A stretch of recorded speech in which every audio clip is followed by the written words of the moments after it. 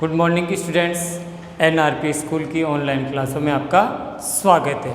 अब आपको ये पता होगा कि ऑनलाइन क्लासें क्यों चालू की गई। सबसे पहले तो ये आपको मालूम होना चाहिए क्योंकि ऑफलाइन पढ़ाई नहीं हो पा रही है, इसीलिए विद्यालय प्रशासन ने, विद्यालय परिवार ने आप विद्यार्थियों की पढ़ाई को ध्यान में रखते हुए ये निर्णय लिया गया है कि हम विद्यालय से ऑनलाइन पढ़ाई शुरू कर सकें, जिससे कि विद्यार्थियों के ज्ञान में कमी ना हो। अब आप विद्यार्थी सभी अच्छे विद्यार्थी हैं, कहना मानते हैं, तो अब आप विद्यार्थियों का ये काम है कि सभी विद्यार्थी अपनी पाठ्य पुस्तक की किताबें खरीद लें, कॉपियाँ खरीद लें। सिलेबस चेंज हुआ की बार, इसलिए सभी विद्यार्थी नई किताबें खरीदेंगे। नया सिलेबस एनसीईआरटी का लागू हुआ है। जो भी गृह कार्य आपको जिस विषय में दिया जा रहा है उसी विषय की संबंधित कॉपी में आपको करना है, ध्यानपूर्वक करना है, पढ़कर करना है, याद करना है। साथ के साथ जैसे गणित विषय में आपको जो पढ़ाया जा रहा है, जो परिभाषाएं लिखवाई जा रही है, वो सभी आपको SW में हल करना है। एक्सरसाइज डाल के, डेट डाल के कि आपने ये वीडियो कब देखा, कब पढ़ा, डेट टू डेट आपको काम करना है। यदि कोई प्रश्न समझ में नहीं आता है तो वीडियो को पुनः देखें, फिर भी समझ में नहीं आता है, जब भी ऑफलाइन क्लासेस शुरू होगी आपकी समस्याओं को हल करवा दिया जाएगा। तो जो गृह कार्य दिए जा रहा है उसको ध्यान से देख के समझें।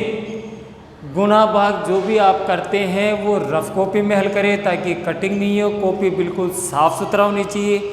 और ये नहीं है कि हम तो विद्यालय में जा ही नहीं रहे तो सर हमें क्या बोलेंगे। भाई आपका नुकसान ना हो, आपको पढ़ाया जा रहा है ऑनलाइन, तो आप घर बैठे आराम से, खूब समय है, आप आराम से होमवर्क कर सकते हैं। इससे आप पढ़ाई से भी जुड़े रहेंगे और आपके ज्ञान में भी वृद्धि होती जाएगी। जब आप पढ़ाई से जुड़े रहेंगे तो आपका जो अन्य कार्य है उनमें आपका ध्यान भी कम जाएगा, आपका समय भी आराम से निकल जाएगा। कोरोना महामारी है तो इस महामारी में घर से बाहर नहीं निकलना है, अति आवश्यक हो तो ही निकलें, मास्क लगा के निकलें, किसी के स्पर्श ना हो, भीड़ भाड़ वाले इलाके में ना जाएं। ये बातें आप ध्यान रखें। किसी भी प्रकार की लापरवाही आपको और आपके परिवार को नुकसान पहुंचा सकती है। तो हम ये आशा करते हैं कि आप सभी इस महामारी से भी बचाव रखेंगे और साथ में पढ़ाई का भी ध्यान रखेंगे। अब आज हम बात करते हैं लेक्चर 3 में, लेकिन लेक्चर 3 में करने से पहले एक बात आपको बता दूं कि आपको लेक्चर 2 में एक प्रश्न गृह कार्य का दिया था। तब प्रश्न था प्रथम 5 प्राकृत संख्याओं का माध्य ज्ञात कीजिए। अब सवाल को ध्यान से देखिए, आप विद्यार्थियों ने कर लिया है, फिर भी आप ध्यान से देखिए। प्राकृत संख्या वे संख्याएं जो 1 से प्रारंभ होकर अनंत तक होती है। कहाँ से प्रारंभ होती है? 1 से, 1 2 3 आगे अनंत तक। तो प्राकृत संख्याएं 1 से प्रारंभ होती है, तो प्रथम यानी कि जहाँ से प्रारंभ हुई वहाँ से 5 तक प्राकृत संख्याएं आपको लिखनी है। तो हम लिखेंगे प्रथम 5 प्राकृत संख्याएं।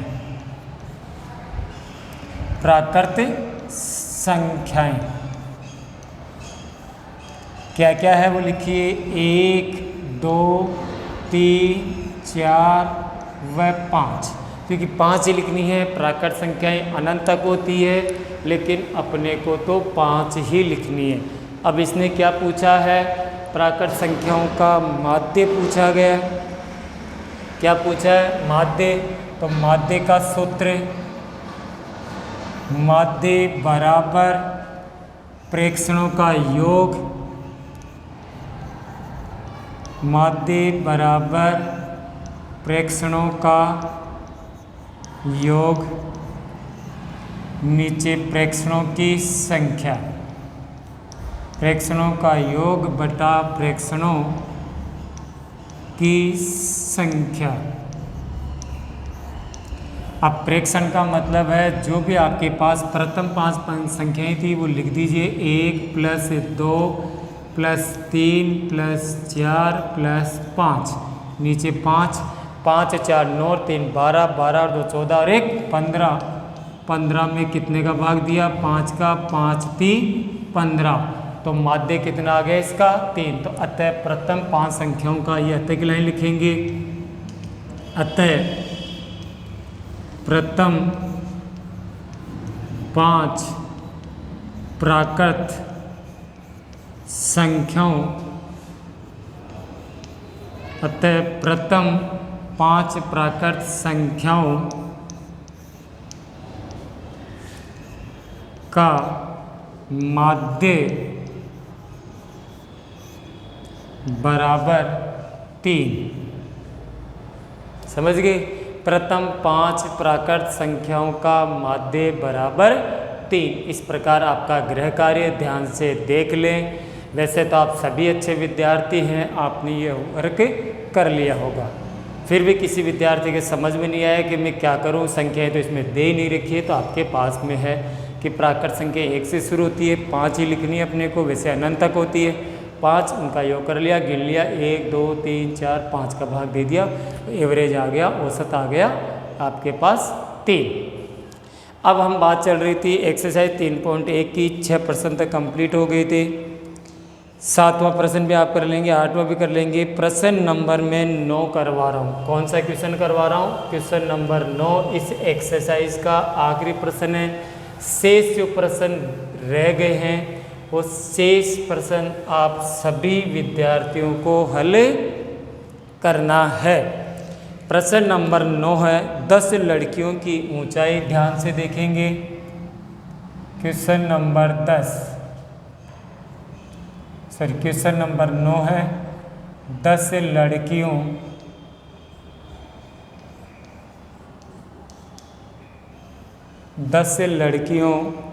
की ऊंचाई।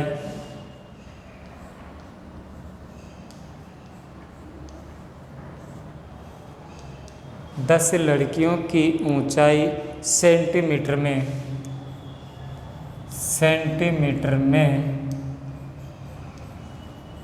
मापी गई है। हाँ जी, 10 लड़कियों की ऊंचाई सेंटीमीटर में मापी गई है और निम्नलिखित परिणाम प्राप्त हुए। और निम्नलिखित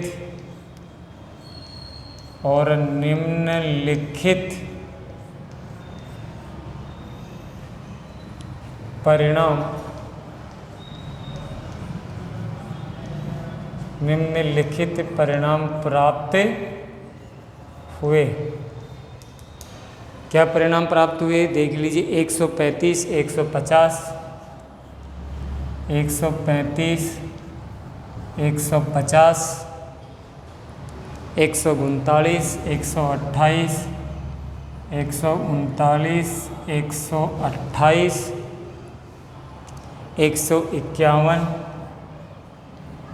132, 151, 132, 146, 192, 146, 149, सॉरी 149, 146, 149, 143 और 141 गिन लेते हैं। देखो 10 है क्या? 1 2 3 4 5 6 7 8 9 10। पहला प्रश्न, सबसे लंबी लड़की की लंबाई क्या है?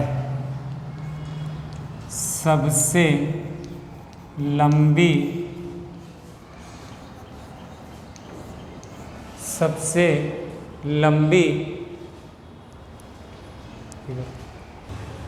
हाँ जी, सबसे लंबी लड़की की लंबाई क्या है? सबसे लंबी लड़की की लंबाई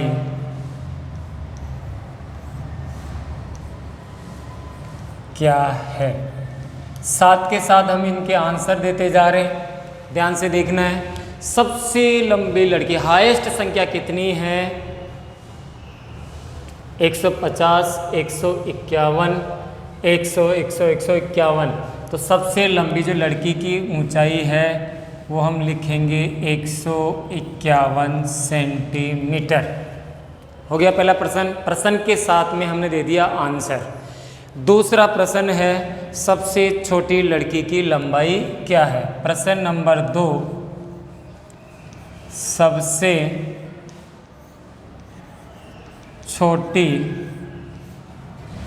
सबसे छोटी लड़की की लंबाई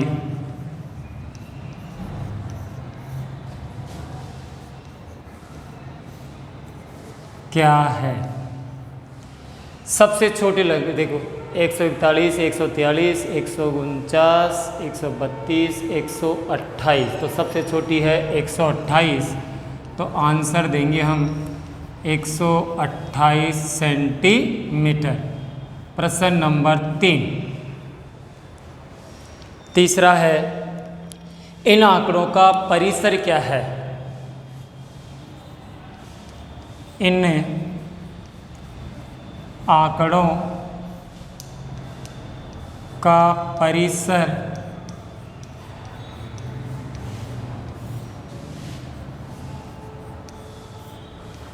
क्या है। आपको इनका परिसर ज्ञात करना है।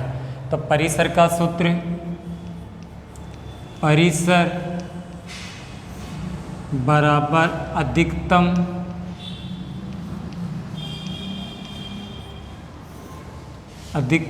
ऊंचाई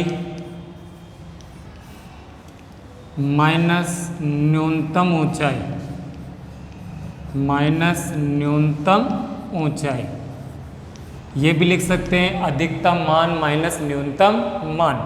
तो सबसे अधिकतम था 151 माइनस 128, 11 में से 8 गए तो 3, बच गए 4, 4 में से 2 गए तो 2, तो जो परिसर है वो आपका आ गया 23 सेंटीमीटर।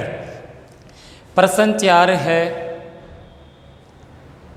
लड़कियों की माध्य ऊंचाई। लड़कियों की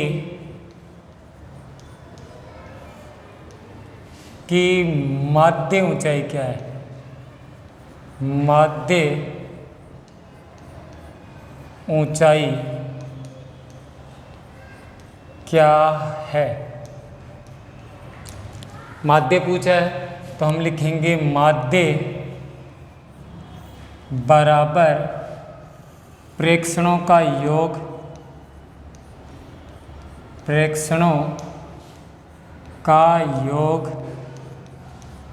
बटे प्रेक्षणों की संख्या,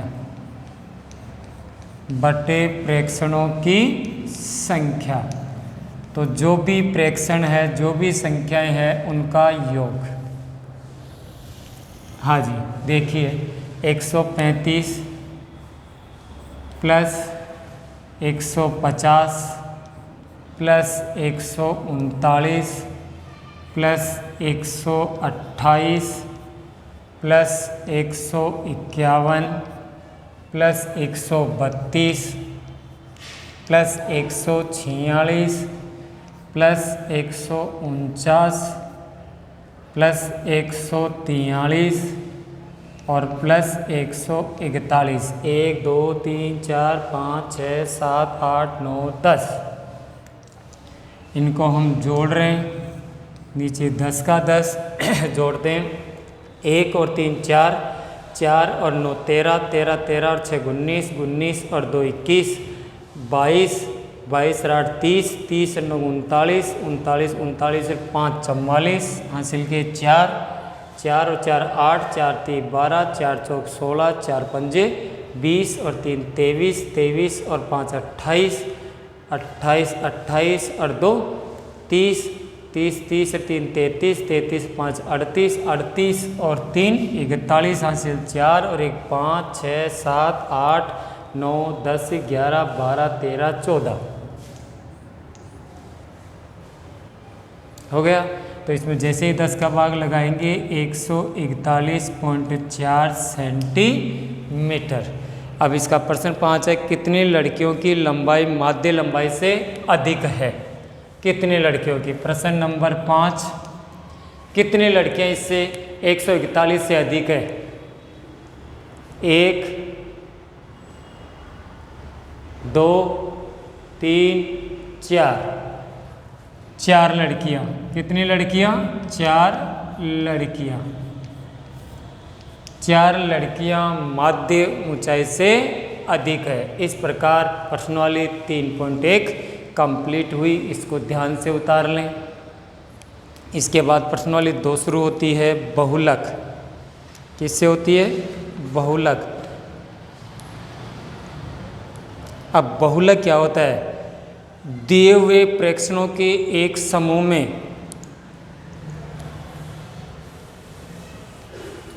दिए हुए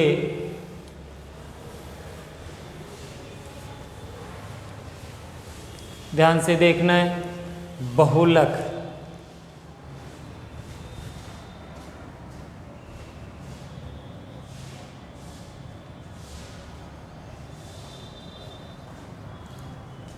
बहुलक है दिए हुए प्रेक्षणों दिए हुए प्रेक्षणों दिए हुए प्रेक्षणों के एक समूह में प्रेक्षणों के एक समूह में दिए हुए प्रेक्षणों के एक समूह में सबसे अधिक बार आने वाला सबसे अधिक बार आने वाला सबसे अधिक बार आने वाला प्रेक्षण सबसे अधिक बार आने वाला प्रेक्षण इस समूह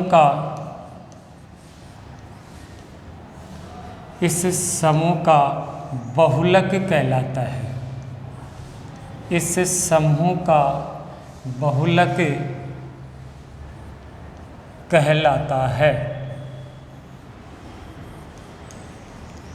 बहुलक का मतलब है जितने भी प्रेक्षण दिए गए, जितनी भी संख्याएं आपको दी गई है, उन संख्याओं में, उन आंकड़ों में जो सबसे ज़्यादा बार आता है वही प्रेक्षण उस समूह का बहुलक कहलाता है। देख लीजिए, दिए हुए प्रेक्षणों के एक समूह में जो भी आंकड़े या प्रेक्षण या संख्याएं आपको दी हुई है, उनमें सबसे अधिक बार आने वाला, जो सबसे ज़्यादा बार आया है अंक, संख्या, प्रेक्षण, वह इस समूह का बहुलक कहलाता है। जैसे उदाहरण के लिए प्रश्न है, निम्नलिखित संख्याओं का बहुलक ज्ञात कीजिए।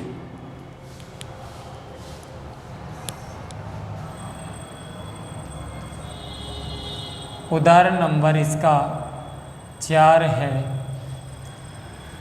निम्नलिखित संख्याओं का बहुलक ज्ञात कीजिए।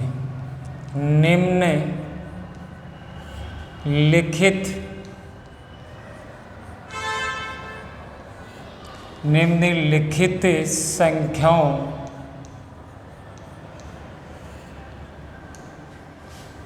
का बहुलक निम्नलिखित संख्याओं का बहुलक ज्ञात कीजिए। जितनी भी संख्याएं, जैसे 1 1 2 4 3 2 1 2 2 4। अब पहला काम तो है कि बहुलक का मतलब है जितनी भी आपको ये संख्याएं दे रखी है, उन सभी संख्याओं को हम क्या करेंगे, एक साथ व्यवस्थित करेंगे, अर्थात आरोही क्रम में, जिससे कि ये आसान हो जाता है कि कौन सी संख्या कितनी बार है। जैसे सबसे पहले 1 1 1, अब 2 कितनी बार है, 1 2 3 4 बार, 1 2 3 और 4। उसके बाद 4 कितनी बार, 3 है 1 बार, 4 है 2 बार, गिन लीजिए 1 2 3 4 5 6 7 8 9 10। 1 2 3 4 5 6 7 8 9 10। अब सबसे अधिक बार आने वाला अंक, हाँ जी, चूँकि सबसे अधिक बार आने वाला अंक या प्रेक्षण अंक 2 है। सबसे अधिक बार आने वाला अंक 2 है। सबसे अधिक बार आने वाला अंक 2 है, इसलिए बहुलक बराबर 2। तो आपका आंसर आया 2। तो इस प्रकार बहुलक आपके पास कंप्लीट हुआ।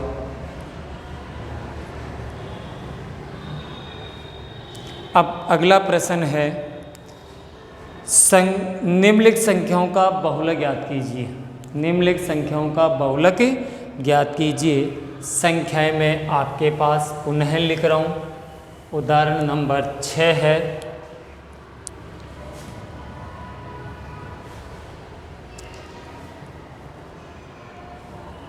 आपके पास आ गया 1 2 और 3। फिर इसके बाद आता है 3 2 बार। फिर आता है 4 1 बार। फिर 5 5 5 6 6 8। इस प्रकार संख्या है।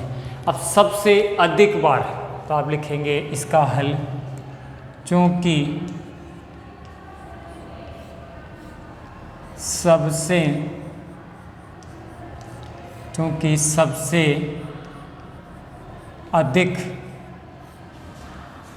सबसे अधिक बार आने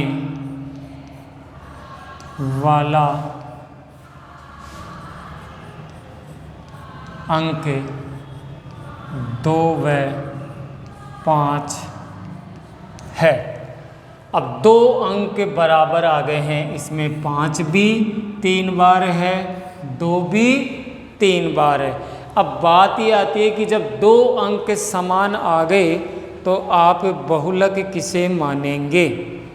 कितने अंक समान आ गए? 2 अंक। जब 2 अंक समान आ जाए तो वो दोनों ही अंक बहुलक होते हैं। तो आप लिखेंगे इसलिए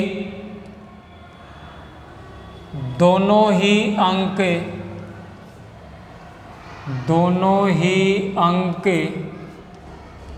2 व 5 बहुलक है।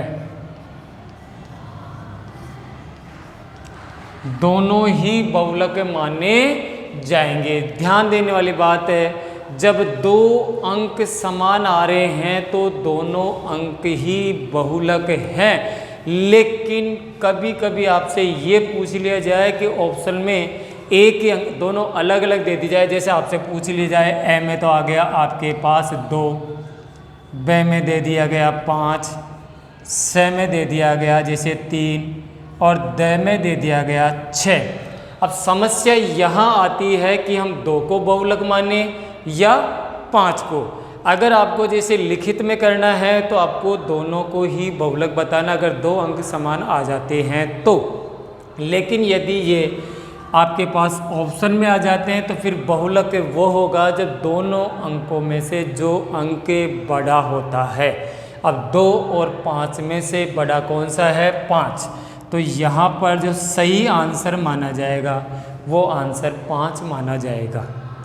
यदि आपको लिखित में पूछा जा रहा है तब तो आपको जो 2 अंक समान आते हैं दोनों को ही बहुलक बताना है। जैसे अपने इस प्रश्न में 2 और 5 दोनों ही 3 बार आए हैं।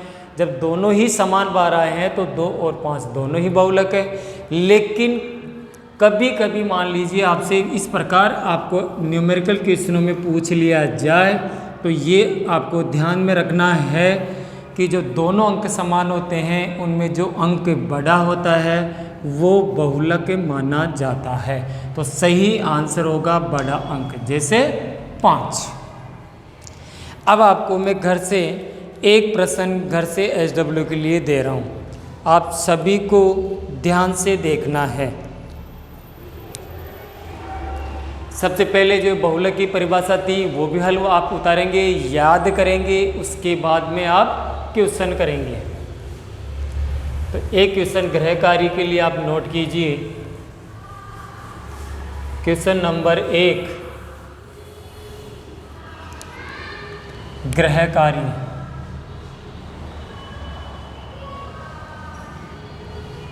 गृह कार्य में क्वेश्चन नंबर 1, 19, 25,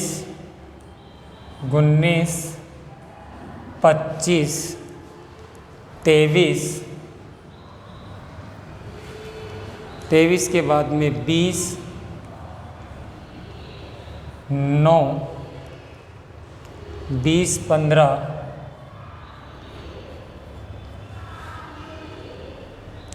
10, 5,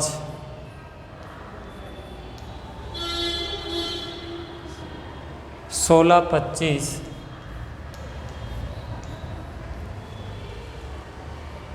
20, 24, 12, 20। इन आंकड़ों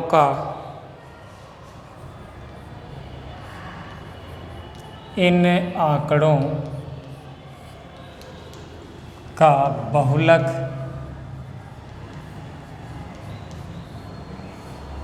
तथा माध्यक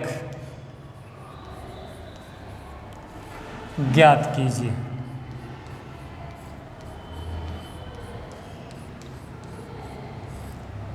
माध्यक ज्ञात कीजिए। सभी विद्यार्थी किताबें खरीदेंगे, सभी को नई बुक्स खरीदनी है, क्योंकि अब की बार NCERT की बुक्स लागू हुई है। तो पुरानी बुक्स ना खरीदें, SW की कॉपियाँ भी खरीदनी है, और गृह कार्य SW की कॉपी में ही आपको हल करना है। जैसे ही विद्यालय खुलेगा आपका गृह कार्य चेक किया जाएगा, और उस समय ये भी पता लग जाएगा कि कौन कौन विद्यार्थी ऑनलाइन क्लासेस पढ़ रहे थे, कौन नहीं पढ़ रहे थे। तो जो विद्यार्थी पढ़ेंगे उनको तो फ़ायदा होगा, क्योंकि जैसे ही ये पढ़ाया जाएगा उनकी जल्दी समझ में आएगा, क्योंकि इनको हम दौरान के रूप में ही समझाएंगे। क्योंकि अभी पढ़ाया जा रहा है तो आगे की चैप्टर पढ़ाएंगे, तो इन चैप्टरों का जब हम दौरान करेंगे तो जो विद्यार्थी ऑनलाइन क्लासेस ज्वाइन कर रखे हैं, पढ़ रहे हैं, समय पर होमवर्क कर रहे हैं, तो वो विद्यार्थी तो उनका तो नुकसान नहीं होगा, क्योंकि वो तो समय पे याद कर रहे हैं। जो विद्यार्थी नहीं पढ़ रहे उनका बहुत सा नुकसान हो जाएगा। तो सभी विद्यार्थी किताबें खरीदें, नई खरीदनी है, और गृह कार्य की कॉपियाँ भी खरीदनी है। संबंधित विषय की कॉपी में ही हल करना है। धन्यवाद।